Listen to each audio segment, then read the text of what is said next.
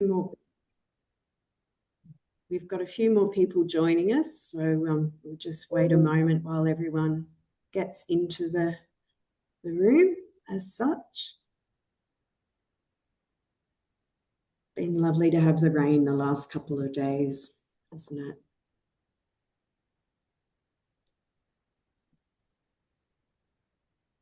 We might get started. I see numbers have started to just settle. So hello everyone, welcome and thank you for joining us today for the Respect Victoria, Respect Ballarat Grants Program information session. I'm Helen Bolton, CEO of Respect Victoria, and I use the pronouns she, her, and it's my privilege to be with you today together with our colleagues working on Respect Ballarat.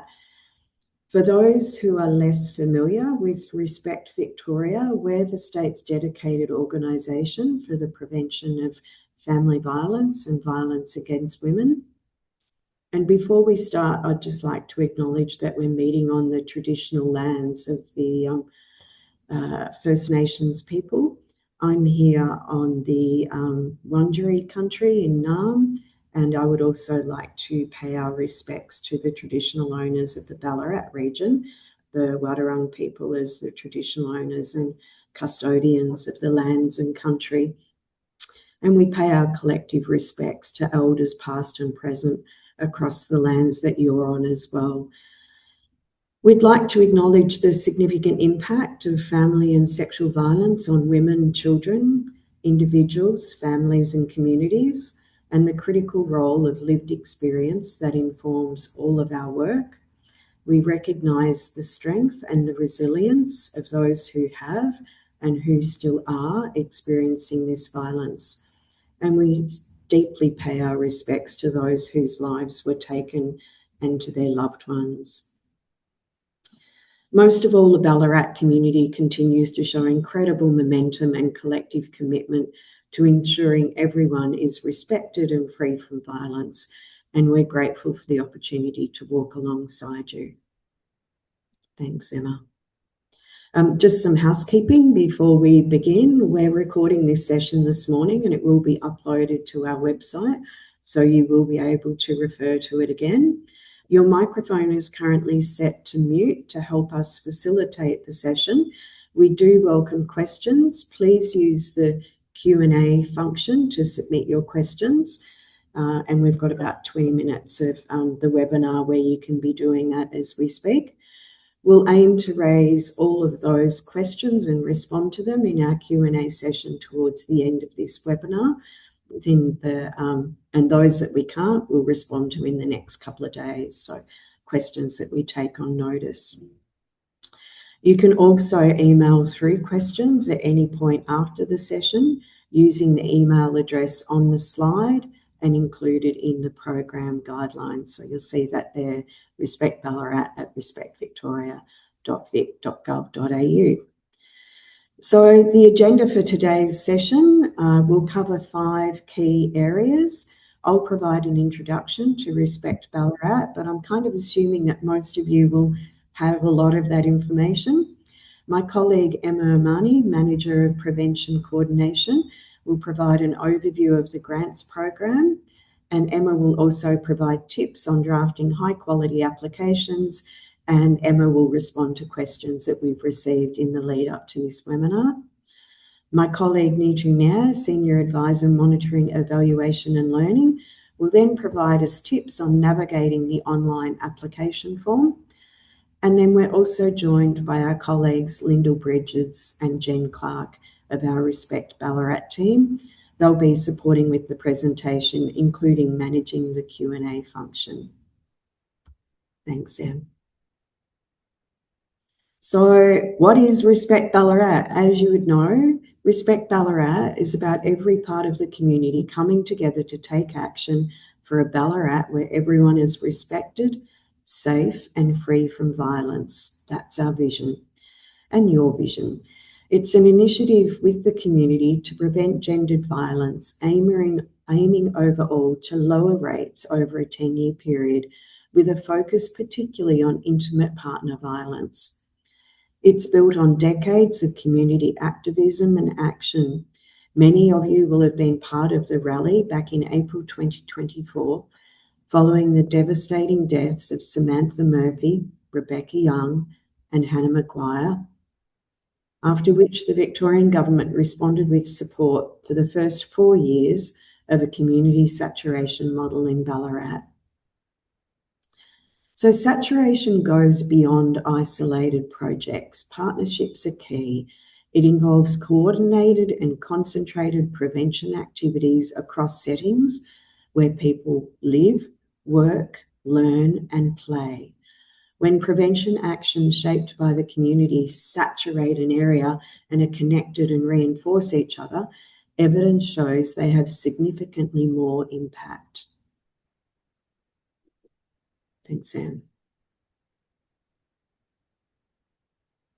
The design of Respect Ballarat, and by its nature, the focus of this grants program, has been shaped by deep community consultation and local and international evidence.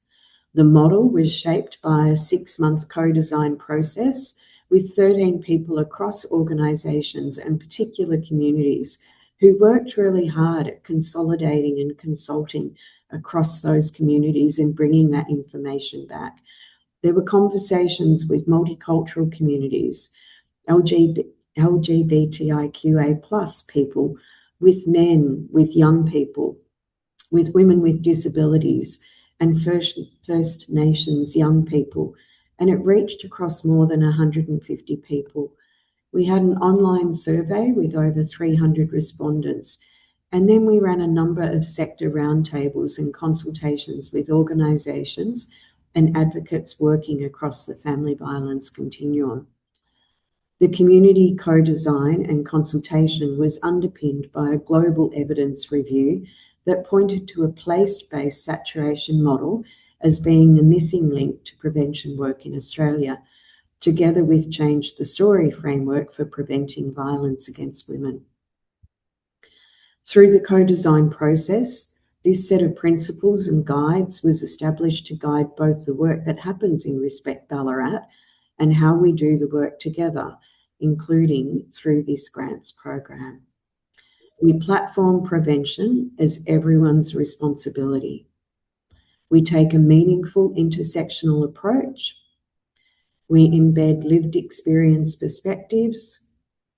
We start with community strengths and strengthen with evidence.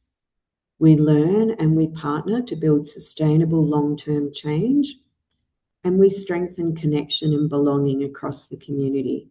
And you'll find more detailed descriptions of these principles on the Respect Victoria website.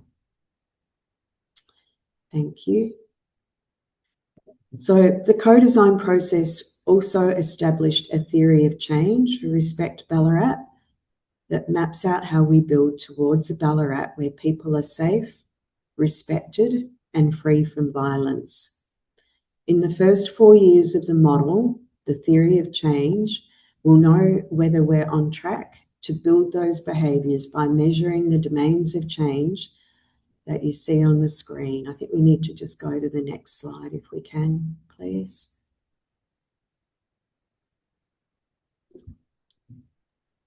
It seems the slide has got stuck, Helen, so Jen Clark is just fixing that in the back end for us. Yes. Thanks, Emma. Well, the theory of change is on the website, and the behaviours and the domains of change are listed in the guidelines. So please do have a look at the guidelines, and we can send out the theory of change if anyone doesn't have it or hasn't seen it. And as you would know, this is the next slide, slide 7. The co-design process informed Respect Ballarat's focus on priority people and priority places. These places and people were chosen based on what we learned and what work is already happening, where there are gaps and where the evidence tells us the most impact can be achieved. We really want to focus where we can have that kind of condensed impact across the groups. And thank you for getting that back up on the screen.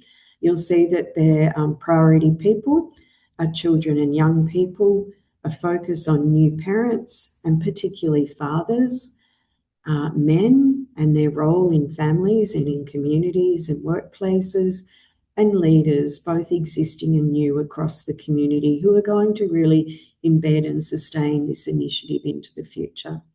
And the priority places are early years, that includes pre and postnatal, education settings, workplaces, and community sports. So we all know how important those settings are.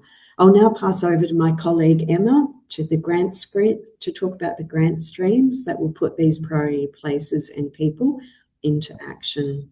Thanks, Em. Beautiful. Thank you very much, Helen. May I also echo a sincere and deep acknowledgement of the traditional custodians of the lands on which we gather, and may we, particularly in Victoria, be part of treaty, be part of voice and truth. So thank you very much. I'm going to carefully read from a script today to make sure that you all get really accurate and consistent grants information. So bear with me as I work differently. So I guess the most important message is please and wholeheartedly read the guidelines. We've worked hard on them. They are informed by all of the work that Helen has spoken to today. So before you start your application, it's a really great place to begin, and we've really strived to make them as accessible as possible. So they're on our Respect Victoria website, and they are really the heart of what I'm going to walk through this morning. So the really important piece is the Department of Families, Fairness and Housing Grants Gateway is where you must go to submit an online application. The first thing you need to do when you get there is to register. So the most important thing is to gather your information, read the guidelines, and then it's important that you get onto the Grants Gateway. And just for clarity, in a little bit, Neetu will take you through how to walk through that application process. And a really important reminder, 4 o'clock on Friday, the 10th of April is when the applications close. So now's your time to jump in.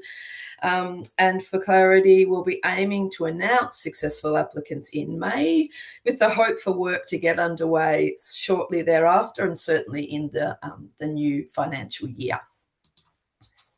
As is clear, as Helen spoke about, the priority places are early years, community sport, workplaces, education. So there are 4 grant streams about investing in the priority places.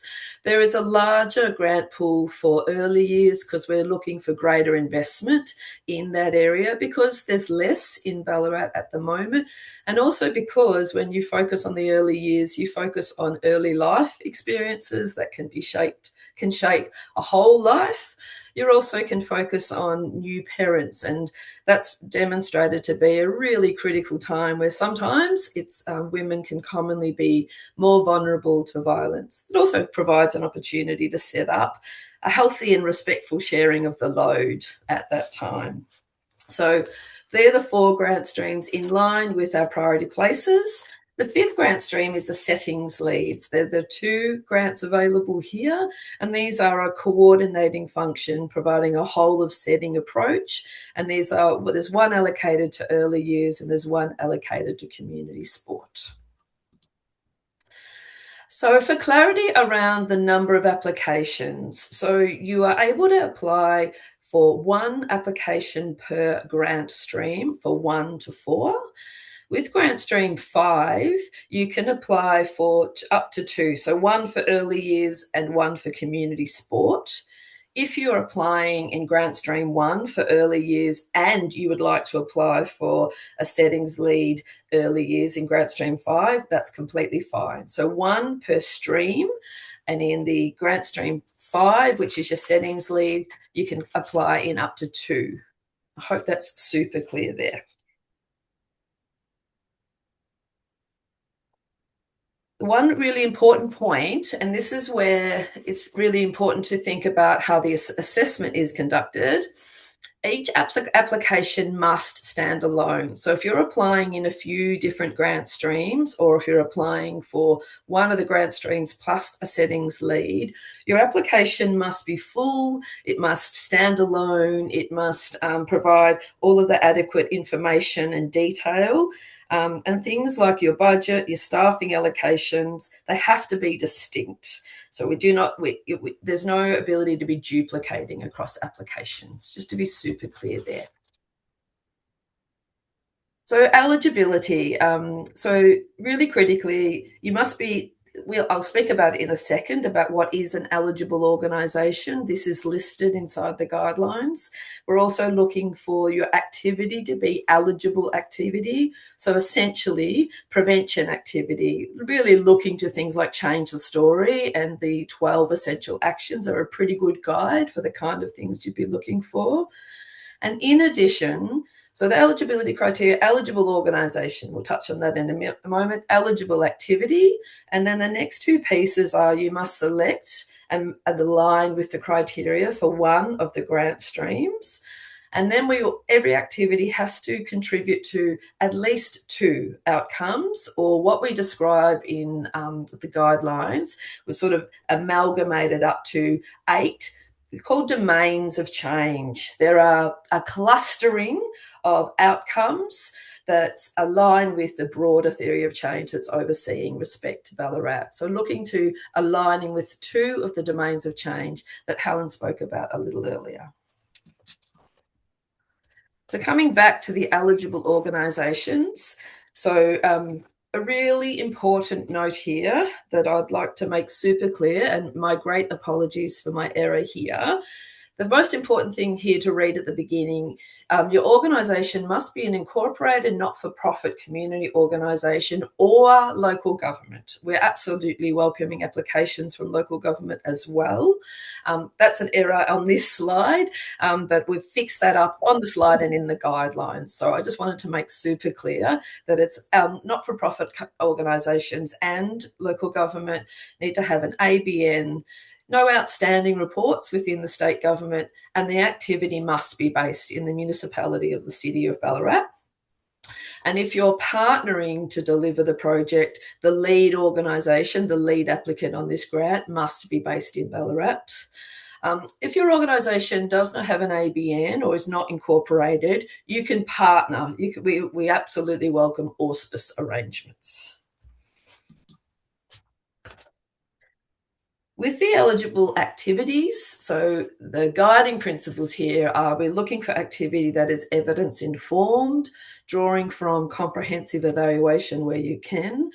We're striving for action that addresses the 4 principal drivers of violence, the causes of violence, so the condoning of violence against women, the control of women's decision-making or limits on women's independent or public lives, rigid gender norms, and male cultures that emphasise aggression and control. We want activity that focuses around that.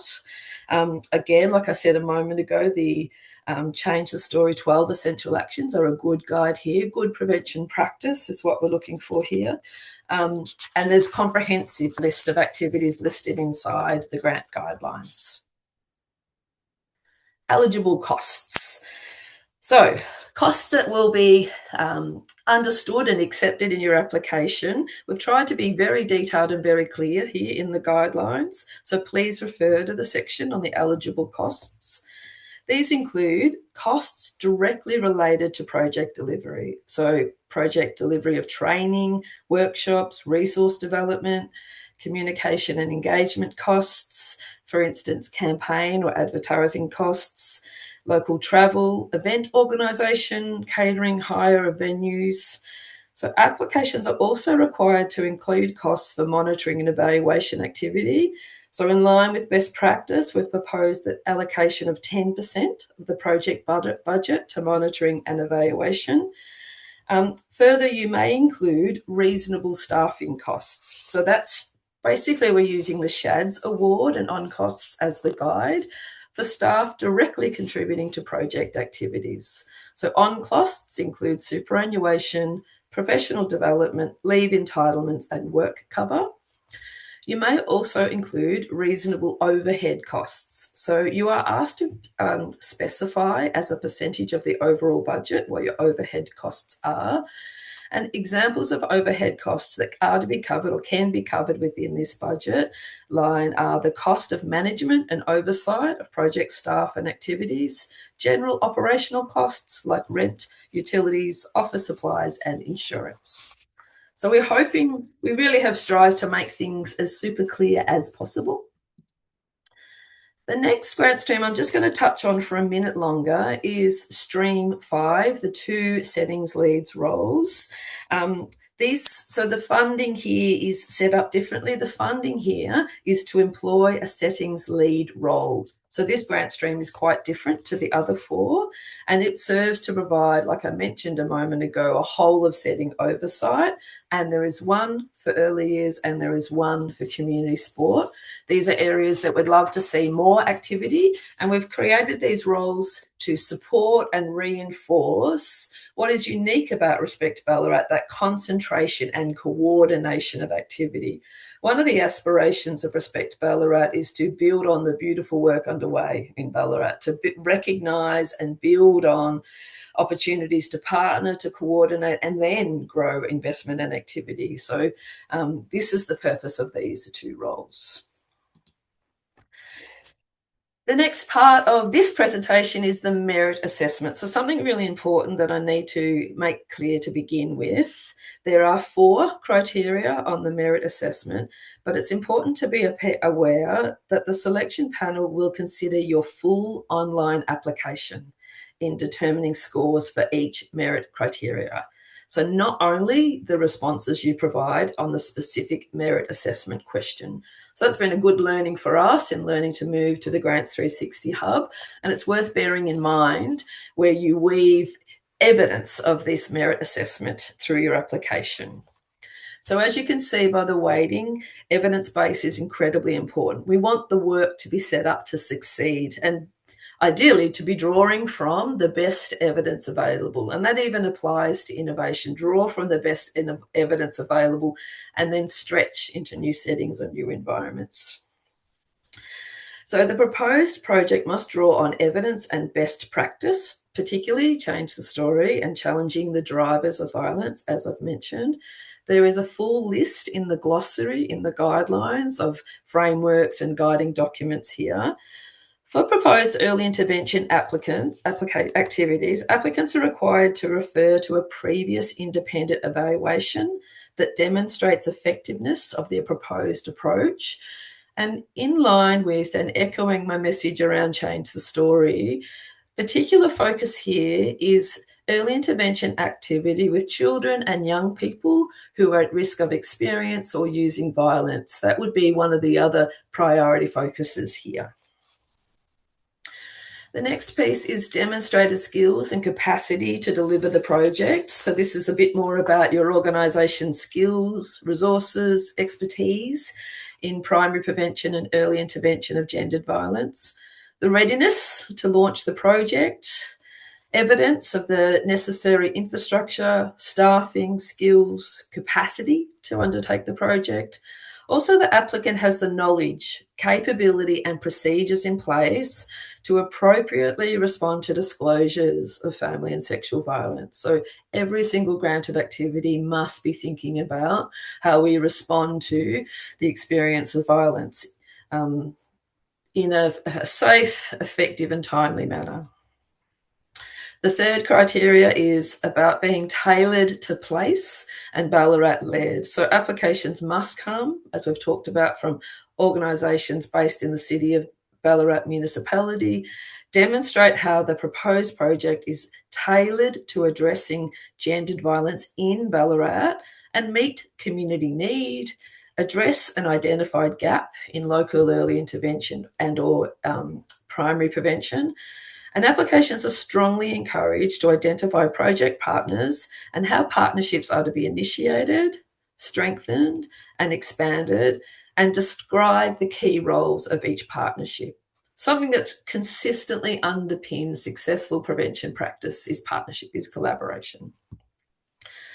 The fourth criteria is sustainability. So these grants, up to $400,000, up to 2 years, we want to look at how the ripple effect continues beyond the middle of 2028. So we're encouraging applications that will extend beyond that time frame, building on previous project evaluation findings, building on and connecting with community mobilisation, that ability to move beyond learning and developing to taking action, to being a leader and advocating and with the people we live, love, work and play, encouraging further action to end violence, strengthening current partnerships, developing new partnerships, and that step beyond where you move into embedding this activity as business as usual, into training, into policy, into resources within organisations or within settings. So they are the 4 critical assessment criteria that form the heart of the merit assessment. So you need to be eligible, and once you're eligible, you then get assessed based on merit. Tips for high quality applications. Okay, let's go. So I want to really pause here and share that we absolutely understand the depth and breadth of work underway in Ballarat, and we really respect and regard the expertise in the region and in the area. And so we are being thoughtful and careful to provide detailed information, while we respect that some of you will have greater expertise and experience in the work, but also in applications, and some might have different resources and different experience. So I hope that lands. So what we strongly recommend that you closely review is what is called as the help texts in the online application before you start drafting your responses. So what you need to do is you hover your mouse over the question mark to reveal the help text. Our team have put a lot of thought into drafting this text to guide your responses. So it's important to note that if you print out the full application, the help text won't be there. So it's a tip for a high quality application is to make sure you read the help text. Surprise, surprise, we can't emphasize enough. It's incredibly important that you read the program guidelines. It's not even important, it's very helpful. It'll help you do your application. It will be very instructive. So as noted above in the merit assessment, the criteria regarding whether your proposal is evidence-based is given a weighting of 30%. So it is critical that you review the evidence carefully and you show how your proposed activity is grounded in evidence. So there is a deep list in the glossary about evidence across a wide range of settings and topics, as well as much other resources that are available through Our Watch. So read carefully the examples of activities in the guidelines. These activities align with good practice, prevention activity. And lastly, as we've made clear in the guidelines, collaboration and partnership are strongly encouraged. Partnership brings a diversity to the project. It brings an opportunity to extend the reach and impact. It is the heart of effective prevention practice. So we highly recommend that you identify project partners and that you clearly explain how partnerships are to be initiated, expanded, and strengthened. I'm going to hand over now to Neetu, who will provide some guidance on the online application process. Thank you. Thanks so much, Emma, and thank you all for joining the webinar as well. As mentioned, applications are required to be submitted via the Department of Family, Fairness and Housing Grant Gateway. You need to complete all of the questions in the online application form, as well as attach the 2 documents mentioned here, the detailed budget and a project overview. So I'll quickly take you over some of the steps on how to apply using the Grants Gateway. The first step would be to log on to the Grants Gateway portal. Emma, that would be the next slide. Thank you so much. And if you're new to this Grant Gateway portal, there's a little button down below called New Register here. Just click on that and you'll be asked to register. It's a very simple process to register. Once you have logged in, you will be moving to the next page, which has an available grants option right at the top of the banner. Select that and select the Respect Ballarat Grants program. This will take you to the grants landing page on the next slide. Here, you will have the option to select the specific grant stream you're applying for. As Emma mentioned, there are 5 distinct grant streams. You can make more than one application, but it's important to note that each application will have to stand alone. So if you are applying to multiple grant streams, you will have to make multiple grant applications. So you can come back to this page and select each of the streams you're applying for. Next slide. Thank you. An important part of this application is these 2 attachments that you're required to upload as part of your online application. For ease of administration, we have provided templates for both of these documents on the Respect Victoria website. You can simply download, complete the templates, and attach them to this section here. So I'll go over what these 2 documents are. The first one being the project overview template, where we ask for a high-level summary of your proposed grant project. You can use the template here to describe your planned activities, your planned outputs and outcomes, and document your risk management plan. Here we've included an example for what a project logic would look like, but this is for your guidance only. You can delete this example in the template and replace it with your own project information. The next document we're looking at is the budget spreadsheet. This is in 2 sections. Section 1 on the top asks you to identify your total budget. So that's the amount that you're requesting from this particular grant stream and any other co-contributions you are also intending to weave into this project. I should note that the co-contributions are completely optional. If you do have that information and if that is something that you're contributing to this grant, you can add that information here. Section 2 is on expenses. Section 2.1 essentially asks you for your planned expenses with the funds specifically from the Respect Ballarat grant. Here you can list down the expenses into 4 categories, which is your program costs, your salaries and wages, your monitoring and evaluation, and your overhead costs. And these align with the 4 eligible costs that Emma mentioned above. If you do list any co-contributions in your income section, you can detail your planned expenses with those funds in section 2.2 below. But I should mention again that this is completely optional. Once you complete this budget spreadsheet, you can upload this along with your project overview into the attachment section in the online application form. I should mention here that in your online application, you will also be asked for a summary budget, but this form draws exactly from the budget spreadsheet. So we just recommend completing that document before filling out this section in the online application. You can just simply paste in your total budget and the amount requested from this grant from that spreadsheet into the form here.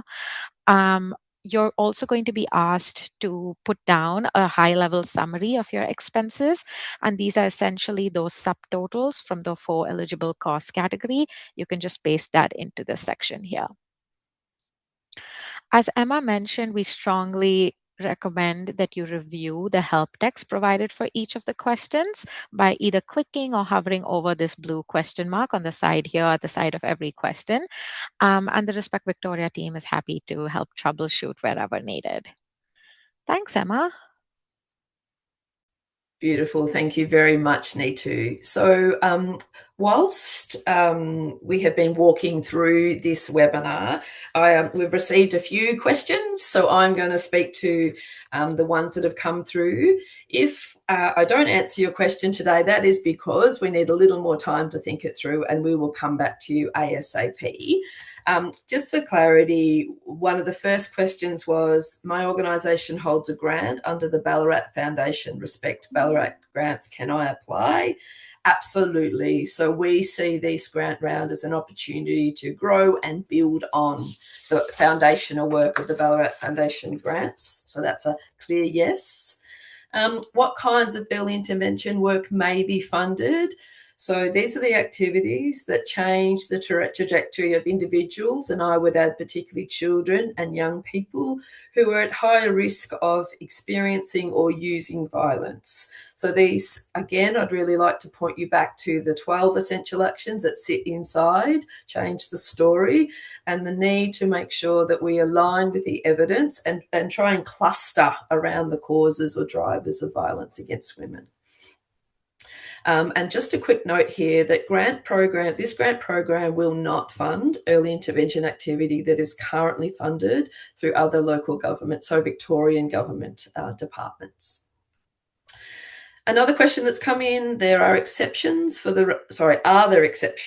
requirement that work is evidence-based? For example, what about innovation?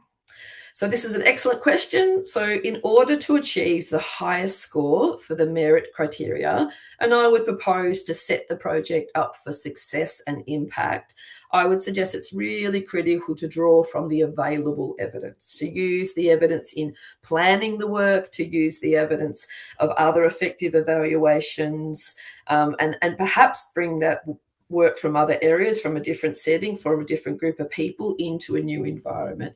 So we absolutely welcome innovation, and I think good evaluation stretches the evidence we have, stretches and builds on the evidence and evaluation that's been happening before.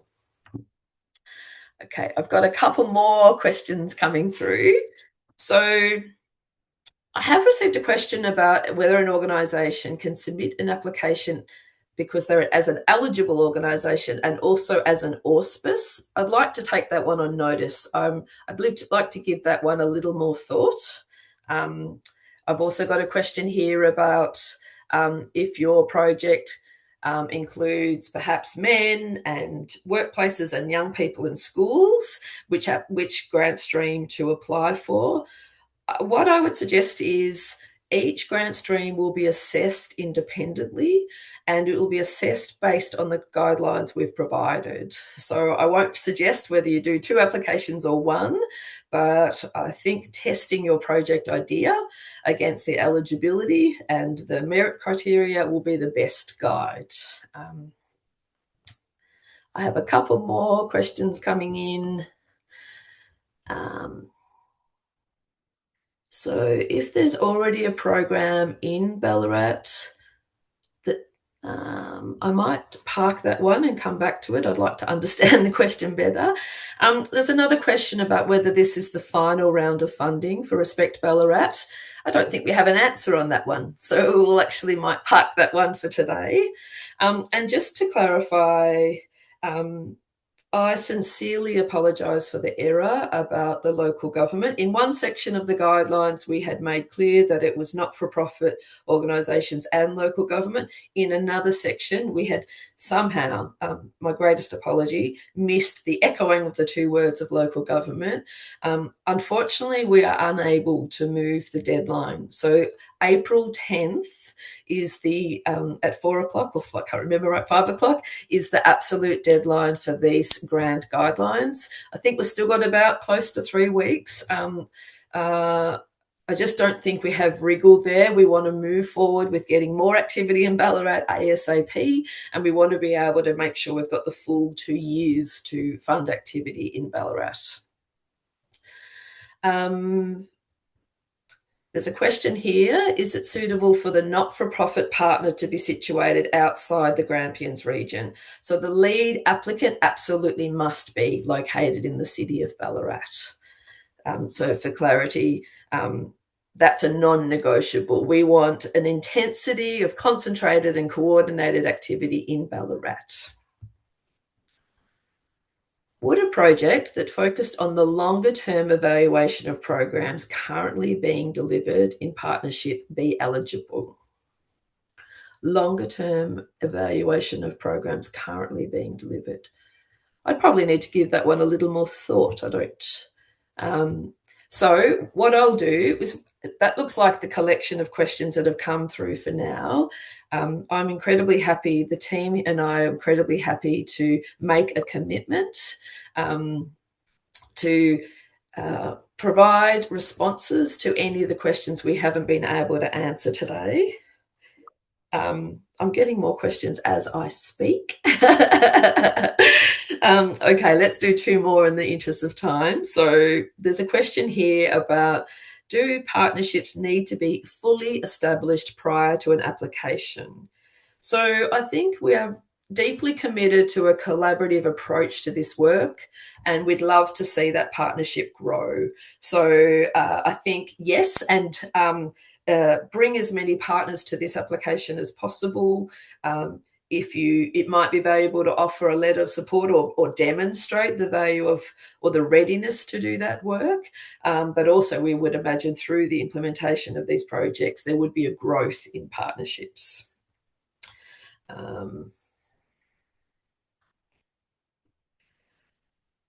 There's a question here about the references inside the application. I'm going to park that. We can make some information clear about that. It would be my view that we wouldn't want them to get in the way of the word count. So I'll give that some thought. And final question for this information session. So the lead applicant is a not-for-profit. Is it suitable for the not-for-profit partner to be situated outside of Ballarat? So I think I've answered that one. The lead applicant must be inside the city of Ballarat, and they must be either a not-for-profit with an ABN and incorporated association status or a local government. I think that will be all we can answer for today. I thank you greatly, and I'm going to hand over to Helen.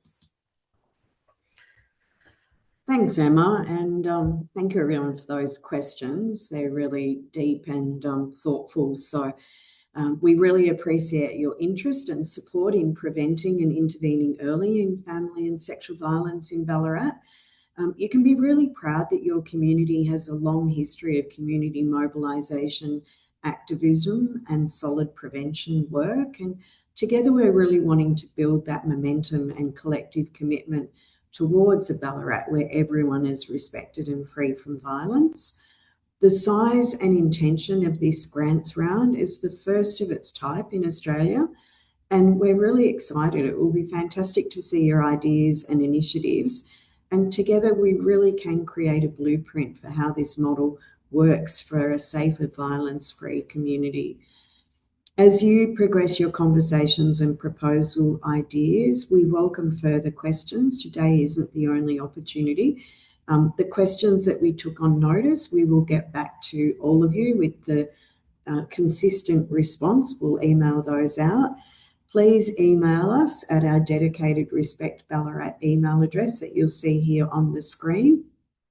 It's also in the guidelines. And just note that for probity, we can't provide specific advice on individual applications. So go well with drafting your applications. We're very excited and can't wait to see what you submit for. And thank you for attending today. Cheers.